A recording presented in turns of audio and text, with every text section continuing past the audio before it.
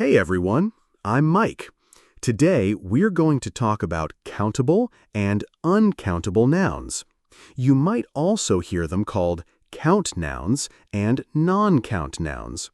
But before we jump in, let's make sure we're clear on what a noun actually is. A noun is simply the name of something.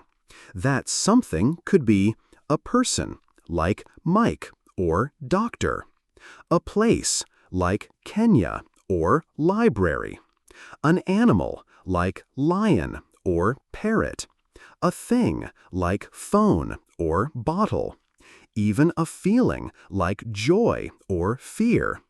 Basically, a noun is a person, place, thing, animal, or idea.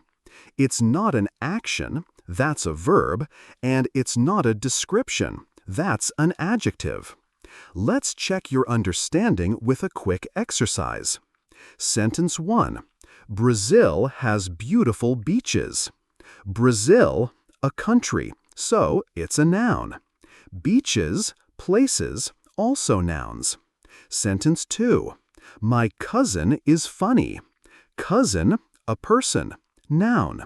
Funny, description, adjective. See, once you know the categories, spotting nouns gets easy. In English, nouns come in two main types, countable and uncountable. Knowing the difference matters because it affects whether we use words like a or an, and whether we add an s for plurals. Let's start with countable nouns. These are nouns you can count. I have a pen. I have 2 pens. I have 3 pens. If there's only one, we usually put a or an in front. If the word begins with a vowel sound, that's a, e, I, o, u, we use an orange, an umbrella, an elephant. When we have more than one, we add s or es. 1 book, 3 books. 1 box, 2 boxes. Countable nouns are usually objects, animals, or places you can clearly separate and number. For example, 1 car, 5 cars. 1 photo, many photos. Remember, once a noun is plural, we don't use a or an anymore. Saying a cars doesn't make sense. But English has its exceptions. For example, sheep, 1 sheep, 2 sheep, no s. Salmon, 1 salmon, 4 salmon, no s. These are irregular plurals you just have to memorize. Now let's look at uncountable nouns, also called non-count nouns. These are things we don't use a or an with, and we don't make them plural with s or es. For example, water. You don't say a water or waters when you mean the liquid in general. Music. You don't say musics. Happiness. You don't say a happiness or happinesses. These are often abstract ideas, substances, or categories we think of as a whole rather than individual units. Uncountable nouns can be tricky because they cover a lot of different things.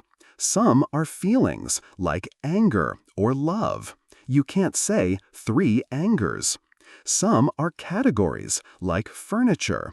In English, furniture means the whole set of tables, chairs, and sofas.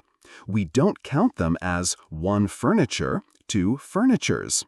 Instead, we say some furniture, or, if we want to be specific, 3 chairs or 2 tables. So, to recap, countable nouns can be numbered. Take a or an when singular, and usually add s in plural. Uncountable nouns can't be directly counted. Don't take a or an, and don't form plurals with s. So here's something important. Some words in English never change, no matter how much of them you have. Take the word furniture. You can say, I have some furniture at home. That's correct. But you can't say, I have furnitures. That's wrong. It's the same idea with clothing. We never say clothings. Instead, we talk about the individual items. I have 3 jackets. I bought 2 pairs of jeans. And money is another classic example. You can't say 5 monies. Instead, we use amounts or the units. I have a lot of money. I have 6 coins. I have 3 dollar bills. So here's the trick. The category is uncountable, but the items inside the category can be counted. This also happens with food and drinks. The word milk is uncountable, so you can't say, I drank 1 milk. That's wrong. Instead, we use a container or measurement. I drank a glass of milk. I had 3 cups of milk. Same with juice. A bottle of juice. 2 cartons of juice. And condiments like mustard or ketchup follow the same rule. We don't say mustards or ketchups when talking about the substance itself. Instead, I have 4 bottles of ketchup. I bought 2 jars of mustard. So remember, change the container or the amount, not the uncountable noun. Of course, English isn't a perfect language, so don't stress if you find a word that doesn't follow the pattern exactly. Let's test it with a quick game. I'll say a word, and you decide countable or uncountable. Spanish. It's a language, so it's uncountable. We don't say a Spanish unless we mean a Spanish person. Student. Definitely countable. 1 student, 10 students. Bottle. Countable. 1 bottle, 5 bottles. Water. Uncountable. But you can count glasses, bottles, or liters of water. See, once you get the idea of category versus items, spotting countable and uncountable nouns becomes much easier. Let's talk about water. Can we count water? Not really. You can point to water, you can drink water, but you can't say 3 waters unless you're talking about containers of water. The liquid itself is uncountable. What is countable? The containers that hold it.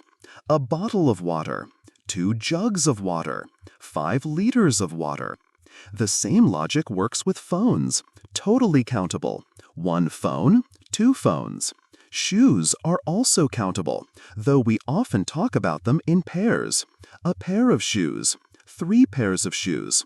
But you could technically count single shoes if you wanted to. Now, what about sadness? Can you say he has 12 sadnesses? No way. Feelings like sadness, anger, or joy are uncountable. No in front and no s at the end. Here's another one. Coffee. Drinks like coffee, tea, and milk are usually uncountable. You can say a cup of coffee, 2 mugs of coffee, but the word coffee stays the same. Sometimes in casual speech, people order a coffee at a cafe, but that's shorthand for a cup of coffee. The grammar rule is still that coffee is uncountable. Now, let's move into 2 very common words that depend on whether a noun is countable or not. Many and much. Many is for countable nouns. I have many books. She has many cousins. Here's a memory trick. The word many has the letter A in it, and so do a and an, which we use with countable nouns. Easy link, right? Much is for uncountable nouns. I don't have much money. We don't have much furniture. He doesn't drink much coffee. So remember, many, countable, much, uncountable. If you're in a pinch and not sure, focus on the noun first. Can you count it? If yes, use many. If not, use much. All right, before you head out, here's your homework. Test yourself. I've got a quick quiz waiting for you on my website, where you can practice spotting countable and uncountable nouns and using them in real sentences. And hey, if this lesson helped you, hit that subscribe button so you don't miss more tips on grammar, vocabulary, speaking skills, and everyday English. I post lessons that make learning practical, simple, and actually fun. Thanks for hanging out with me today, and I'll see you in the next video. Keep practicing and keep improving.